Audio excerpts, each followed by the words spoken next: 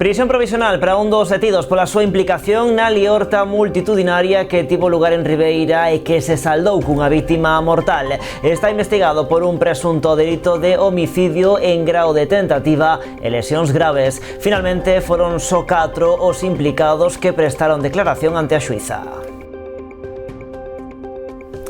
Que tal, saúdos? Os outros 3 acusados quedaron en liberdade aínda que se manteñen os cargos. Ampliamos de contado xusto despois dos titulares. As obras na Basílica de Santa María Maior en Pontevedra estarán rematadas no mes de agosto. Os traballos buscan arranxar os danos da cuberta da ábsida e nas fachadas provocadas polo paso do tempo. Estes traballos contan cun investimento de máis de 550.000 euros. Xornada de portas abertas no albergue de Carril en Vilagarcía. A Xunta abriu as portas da instalación para dar a coñecer os colectivos sociais e culturais da zona. Durante a visita, o director de Turismo de Galicia sinalou que en tan só unha semana de funcionamento o albergue aloxou xa 8 peregrinos.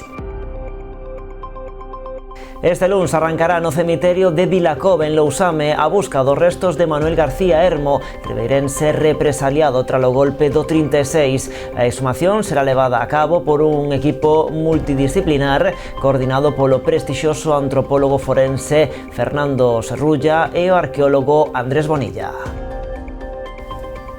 Día do San Bieito, día de festa en moitos concellos da nosa contorna. Por suposto en Pontevedra, onde centos de persoas acudiron fieis á súa cita co santo máis milagreiro, cumprindo coas misas e con todos os ritos para conseguir os seus favores ao longo do ano. Tamén en Meis, Meaño e en Cambados dedicaron esta xornada a honrar ao santo. E a delegación pontevedresa rematou hoxe o seu periplo por Tenerife para presentar os premios Feroz de 2026. Antes de regresar, esta mañá mantivo unha reunión coa Asociación de Informadores Cinematográficos de España.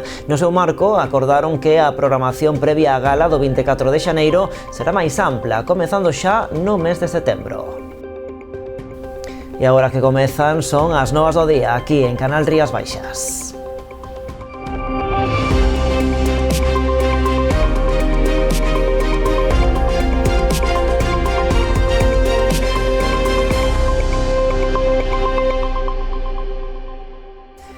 Prisión provisional para un dos detidos pola súa implicación na liorta multitudinaria que tivo lugar o pasado 1 de xullo no Centro Recreativo de Artes en Ribeira e que se saldou cunha vítima mortal. Algo antes das 9 da mañá pasaban a disposición xudicial os arrestados o pasado mércores no poboado xitano de Conlleira. Finalmente foron só 4 os implicados que prestaron declaración ante a xuíza, posto que os outros 2 detidos xa foran postos en liberdade tras declarar en sede policial o mércores. Despois de escoitar o relato dos acusados, a xuíza decretou o ingreso en prisión de David Jac García, investigado por un presunto delito de homicidio en grao de tentativa e lesións graves. Os outros 3 acusados quedaron en liberdade, aínda que se manteñen os cargos polos delitos de lea tumultuaria. A AMPA do Colexio Xosé María Brea Segade de Taragoña, en Rianxo, fai pública a súa profunda preocupación pola situación que atravesa a aula de cuarto de primaria dese centro. Aseguran que a súa situación é crítica e insostible, tanto a nivel pedagóxico como organizativo. Nun comunicado, a entidade denuncia que o número de alumnos na aula supera para o curso 25-26, o límite legal establecido, que fixan un máximo de 25 estudantes por aula. Serán un total de 26 alumnos, dos cales 3 son ponderados, o que eleva, segundo eles, a ratio efectiva a 29. A pesar das reiteradas solicitudes realizadas ao longo dos últimos cursos, a AMPA lamenta que non tiveran unha resposta positiva por parte da Consellería de Educación.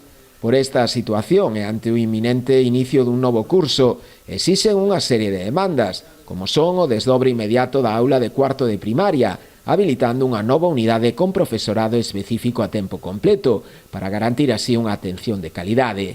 A creación dun departamento de orientación propio, xa que o actual modelo compartido resulta, segundo eles, claramente insuficiente para atender o alumnado con necesidades especiais. así como a asignación dun especialista en audición e linguaxe tamén a tempo completo. Outra das súas reclamacións é a dun mestre adicional de Pedagoxía Terapéutica, que permita reforzar os apoios e ofrecer unha intervención máis eficaz e continuada.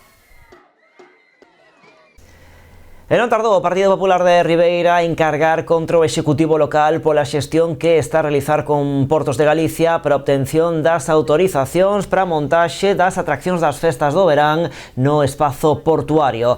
Os populares considérano como un desleixo e máis aínda din sabendo que no goberno municipal hai 7 dedicacións exclusivas que, ao seu entender, poderían repasar con detalle toda a documentación entregada ante o ente autonómico. Dende o PP defenden tamén a celeridade coa que está a actuar Portos neste asunto, contestando de inmediato, aseguran, cada vez que recibe documentación por parte do Concello, o que demostra a súa vontade de chegar a un entendemento polo ben da veciñanza de Ribeira.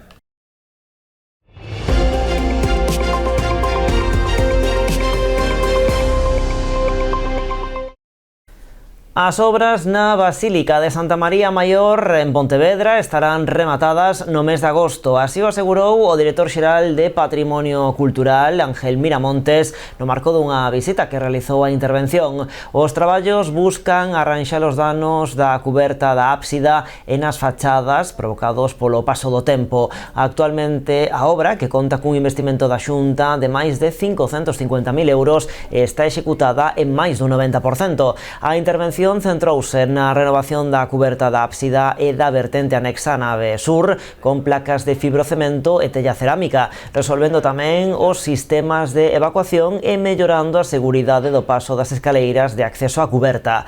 Ademais, respecto das fachadas, realizouse un picado superficial de xuntas de morteiro de cemento para despois encintar cun morteiro de cal. Tamén se limparon os muros de pedra con tratamento e herbicida. A maiores, na fachada occidental de Cornelius de Holanda instalouse un sistema de protección para minimizar a presenza de aves que afecten a súa conservación.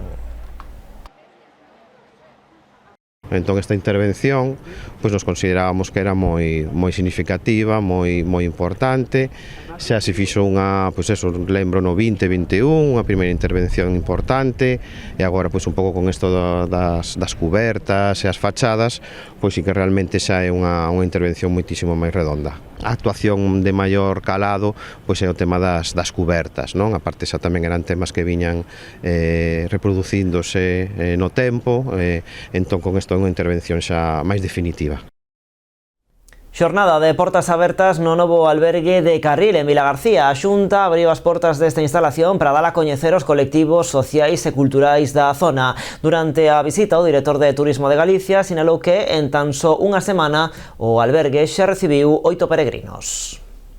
Cada vez hai máis peregrinos, estamos batindo récords de peregrinos e este ano xa viñeron máis de 250.000, o cual é un récord comparado coa época, co mesmo período do ano anterior, e para nós, é unha gran satisfacción.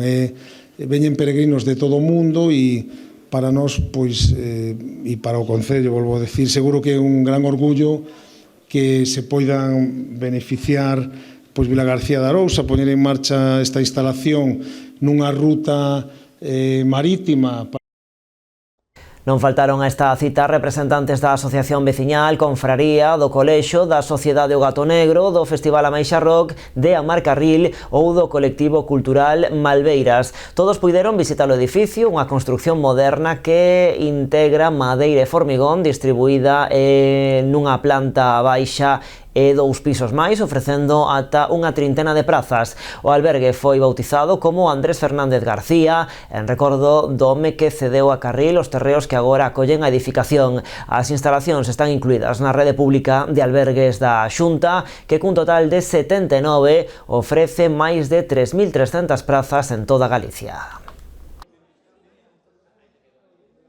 E unha vez rematadas as obras e listas xa para o seu uso, o Concello de Noia estuda como xestionar as novas dependencias do albergue da Chaínza. A idea que manexa o Executivo local é deixalas en mans dunha asociación que rexente este tipo de instalacións noutras zonas de Galicia.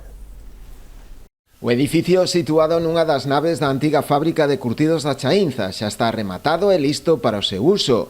A súa rehabilitación integral foi posible grazas a unha subvención dos fondos da Axencia Galega de Desenvolvemento Rural, a GADER, e do propio Concello, con investimento de preto dos 500.000 euros.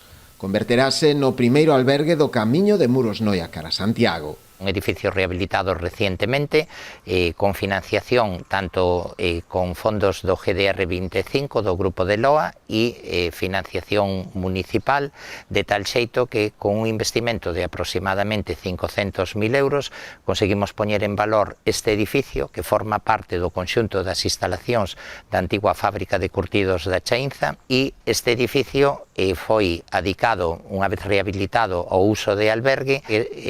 Se configura como o primeiro albergue do que é a ruta da ría de Muros Noia hacia Santiago. O edificio está totalmente equipado, dispón de 25 prazas, ademais de baño e duchas accesibles, cociña e lavandería. Cada unha das habitacións dispón de un módulo de 4 literas, como son 6 habitacións, supoñen 24 prazas en literas, máis unha habitación para persoas con discapacidade ou mobilidade reducida, de tal maneira que ofrece 25 prazas a eses potenciales usuarios. Agora o Concello ten intención de darlle continuidade ao proxecto de rehabilitación das naves da Chaínza a través dunha nova licitación para a reforma doutro dos edificios ali existentes, para convertelo na factoría da mocidade. Vai a supoñer a posta en valor do mesmo con un investimento que procede en parte con fondos do Plan de Obras e Servicios da Diputación da Coruña, máis fondos conqueridos a través do Grupo de Acción Local Pesqueira. Esa factoría da mocidade vai a permitir que moitos dos xóvenes da localidade pois podan facer actividades lúdicas, actividades culturais, actividade social e actividade creativa dentro do mesmo, con temáticas que permitan que esa franxa de idade de rapaces e rapazas dende os 14 ata os 20 anos prácticamente pois poidan ter un punto de encontro. A volta da publicidade falamos como non do San Bieito, que se celebrou nesta xornada en concellos como Pontevedra, Cambados, Meis ou Meaño.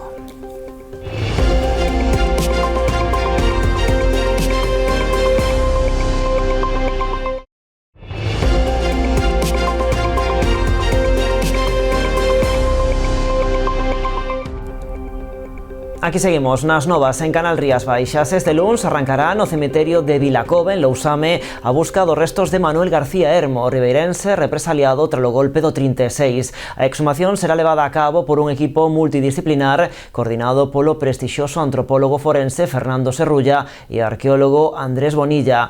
Os traballos serán financiados pola Deputación da Coruña a través da área de Dereitos Civís coa colaboración da Federación Española de Municipios e Provincias.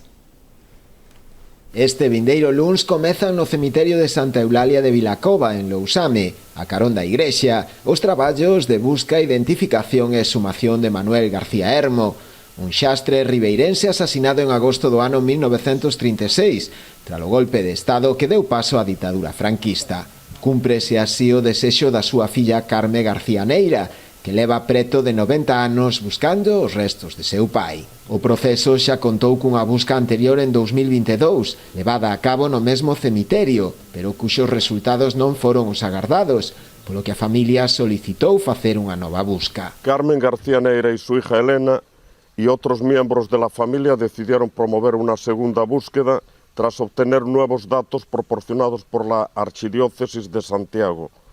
Y el historiador local Xerardo Agrafoxo, los nuevos datos confirman que los restos de Manuel García Hermo están en el interior del antiguo cementerio parroquial de Vilacova. Intervinimos ya en el año 2022 buscando su cuerpo y no fue posible. Encontramos unos restos pero no pertenecían a Manuel, y la hija con 100 años pues sigue todavía empeñada en encontrar a su padre, ¿no? Ella no era muy pequeña cuando su padre lo secuestraron y tiene todavía en la cabeza muy viva toda la historia de su pérdida y de su ansia por recuperar los restos de su padre, ¿no? Os traballos de busca da fosa e a posterior exhumación dos restos que aparezan será levada a cabo por un equipo multidisciplinar, coordinado polo prestixioso antropólogo forense Fernando Serrulla e o arqueólogo Andrés Bonilla. Estamos interviniendo con un enfoque fundamentalmente de derechos humanos, ¿no? Derechos humanos significa pues intentar conocer la verdad, hacer justicia en la medida en la que sea posible, dar reparación y obligarnos a recordar estas cosas que pasaron para que no vuelvan a pasar nunca más, ¿no? Imos facendo sondaxe na zona que resta da parte sur do adro da iglesia, do cemiterio, e donde pensamos que é posible que se enterraran os restos. En concreto é na zona que está detrás de nós, diante dos nichos, son nichos coido dos anos 70, me parece, non? E partindo deste espacio, dende a escalinata que temos aquí, ata a antigua caseta de autopsias. A familia conta co apoio institucional da Deputación da Coruña, entidade que financia o proxecto con fondos propios a través da área de Dereitos Civís, co apoio tamén da Federación Española de Municipios e Provincias. A búsqueda dos mortos que aínda quedan nas cunetas e fosas comúns de moitas partes de Galicia creemos que é un deber moral, a parte de un deber legal. Non podemos camiñar nunha sociedade plenamente democrática se os nosos pés pisan os cadáveres das persoas que loitaron polos dereitos dos que hoxe desfrutamos. Na mesma investigación, cuxos traballos se prolongarán ao longo de toda esa semana, intentarase localizar a outras 4 vítimas que tamén poden estar enterradas nalgunha fosa común deste cemiterio. Os 3 asasinados no chamado crime de Marcelle, en febreiro de 1938, Perfecto Félix Vilas Romero, María Xosefa Becerra Laíño e Antonio Vilas Romero, e tamén o mineiro asturiano Abelino Méndez Suárez. Cambiamos de tema. A Conselleira de Política Social coñeceu esta mañá os numerosos proxectos medioambientais que ten en marcha a Asociación Amicos. Ademais da visita ao Centro Ocupacional de Comoxo, tivo ocasión de desplazarse ata Sálvora para participar nunha xornada de recollida de lixo mariño.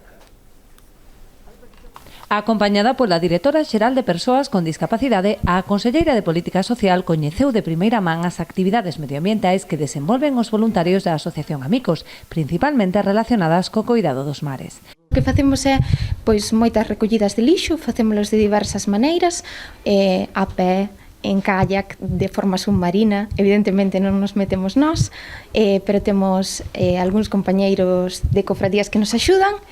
E despois tamén faríamos tareas de reinserción de especies en peligro de extinción. Por ahora, as que estamos traballando serían con laminarias, que é unha alga parda, con zostera, que sería unha planta acuática marina, e con gorgonias, que son os corales das nosas costas. Na súa parada no Centro de Atención Integral de Comoxo visitaron o laboratorio de algas, onde os usuarios lles amosaron as técnicas para a recuperación de diversas especies en perigo de extinción.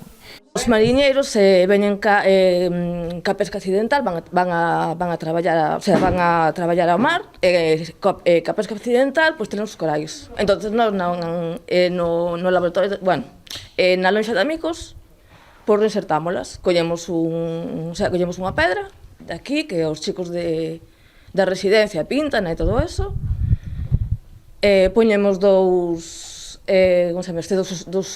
estratos, poñémola toda e poñémola dentro dos tanques. E cando estean tal, pois van nos tirar os mariñeiros. Fabiola García, que deixou a súa pegada nunha das gorgonias recuperadas, puxo en valor o importante papel que realiza a asociación, non só no eido da formación e inclusión das persoas con discapacidade, senón tamén pola súa contribución á recuperación do ecosistema mariño.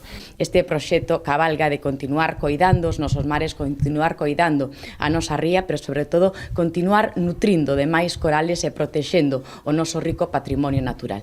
Ose quero felicitar en nome da Xunta de Galicia a todo o equipo que forma parte deste proxecto, tamén as súas profes, aos docentes, pero sobre todo a ilusión que lle poñen todos os usuarios que forman parte deste centro en continuar coidando as nosas rías, protexendo os nosos mares e tamén continuar limpando todos esos residuos que aínda existen nas nosas costas. A xornada rematou cunha visita á illa de Sálvora para participar na limpeza de fondos mariños levada a cabo por mergulladores da Confraría da Guiño.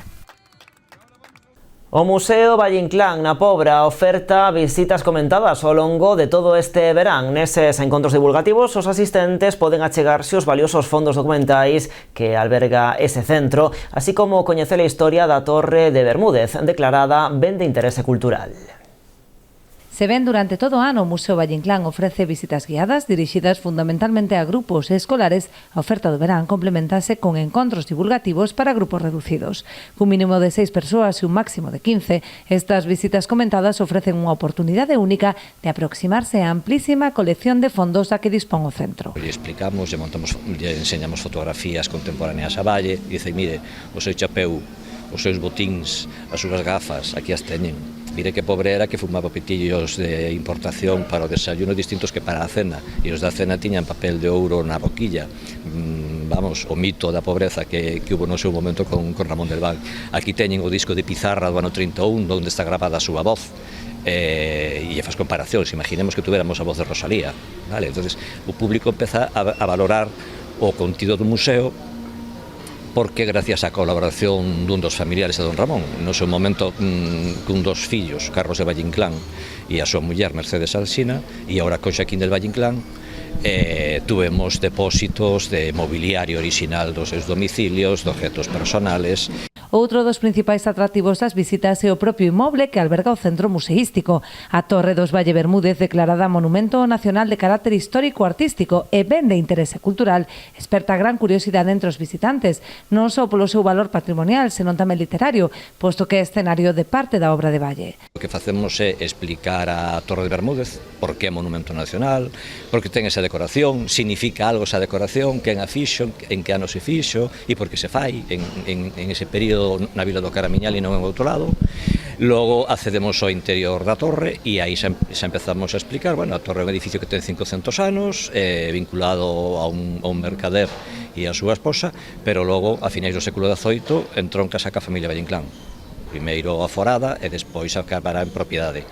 Durante o mes de xullo, as visitas desenvolveránse os venres en horario de mañá a partir das 11 e pola tarde ás 5:30. Aínda que son de balde, os interesados deberán reservar praza previamente, tanto de xeito presencial no propio museo como nos teléfonos 981 83 1662 ou 619 05 0523. Tamén poden facelo a través do enderezo electrónico museo.valleinclán@apobra.gal.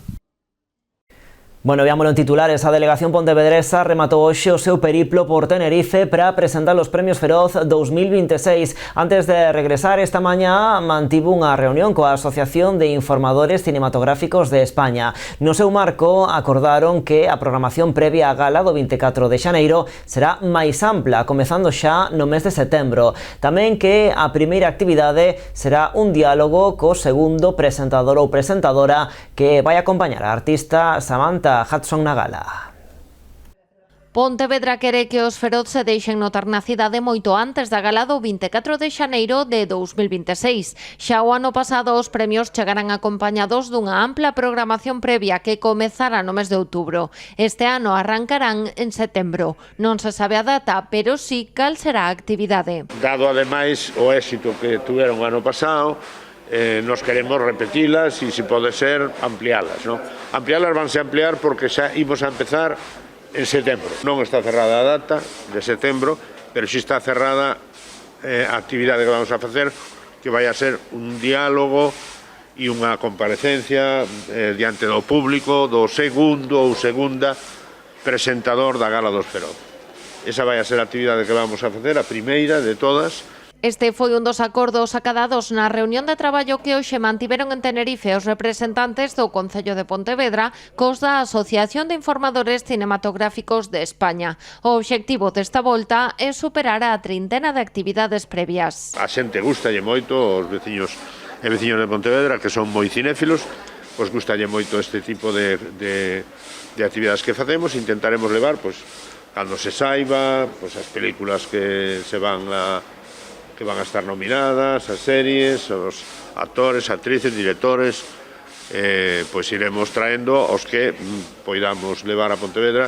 Que ambas partes coinciden no éxito da proposta do ano anterior e no bo sabor de boca que deixou entre os participantes. Todas as actividades encheron as prazas dispoñibles. Eu creo que a experiencia para eles foi boa. Creo que todos os que foron quedaron encantados de ter ese contacto con a xente, cos espectadores, e incluso comentaron todos de que había preguntas interesantes, de que foran os coloquios productivos, non, para eles e tal. Tras o seu paso por Tenerife, onde ademais da data da gala do 24 de xaneiro desvelouse que a artista Samantha Hudson será unha das presentadoras dos premios, a delegación pontevedresa regresou hoxe á cidade. Bueno, en Tenerife, a delegación pontevedresa coincidiu coa presentación dun proxecto moi vencellado á cidade. No marco do festival Lo que viene, presentouse a serie documental Una historia de crímenes, unha produción creada polo pontevedrés Alberto Arruti. Son 18 capítulos que poden verse en Prime Video en diferentes canles autonómicas. Eu son de Pontevedra, non somente son eu, senón tamén Jorge Casinello e Antón Cruces, que tamén son directores nunha historia de crímenes, tamén son de Pontevedra. É dicir, que é un proxecto que ten moito ADN pontevedrés, a verdade. O noso obxectivo final é falar dos crímenes desde unha perspectiva non solamente do coñecemento ou da memoria colectiva, senón falar dos crímenes como cousas que nos afectan a todos como membros dun país democrático, non? Que o que votamos ao final ten repercusión en se hai prisión permanente revisable, en como son as cadeas, en inversión en educación, en moitas cousas que teñen que se reflicten directamente na criminalidade e como traballamos con ela. E agora mesmo pois seguimos traballando, hai desenvolvemento de máis tempadas.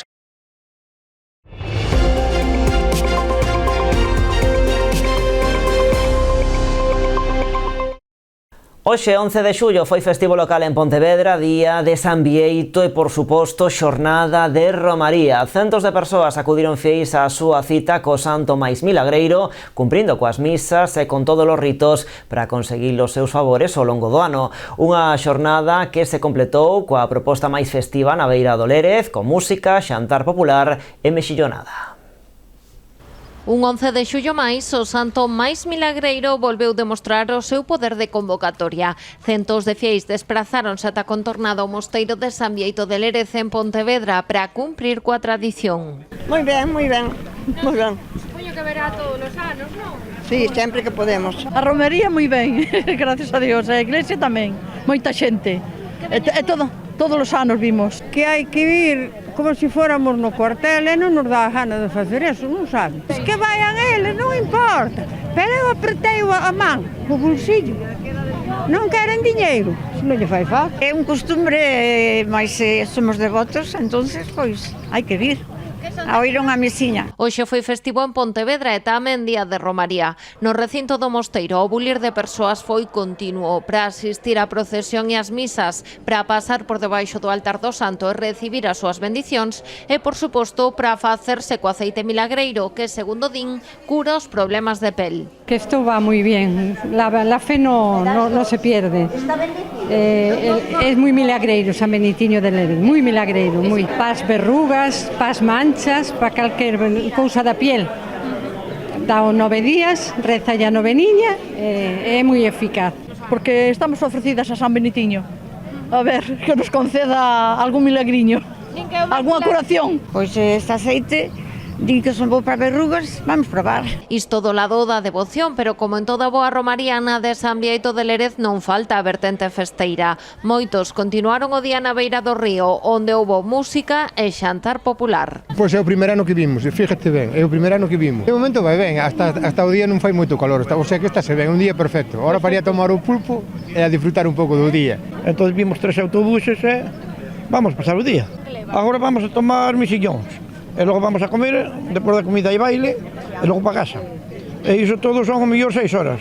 A mexilloada popular, a actuación do grupo de pandereteiras pola villa e a verbena no atrio do mosteiro coa orquestra Casa Blanca prolongaron a festa durante toda a xornada.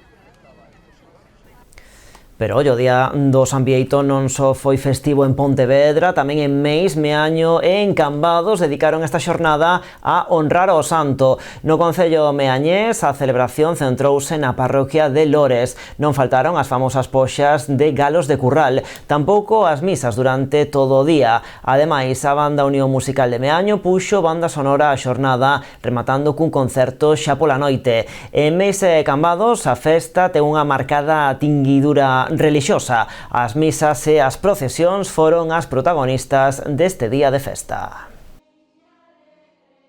Noia acollerá o sábado día 26 de xullo Bolo Fest. Esta romaría contará este ano cun cartel musical moi amplo integrado por 7 formacións locais, entre elas Puerta 4, a banda do Lara ou Sara e Majos.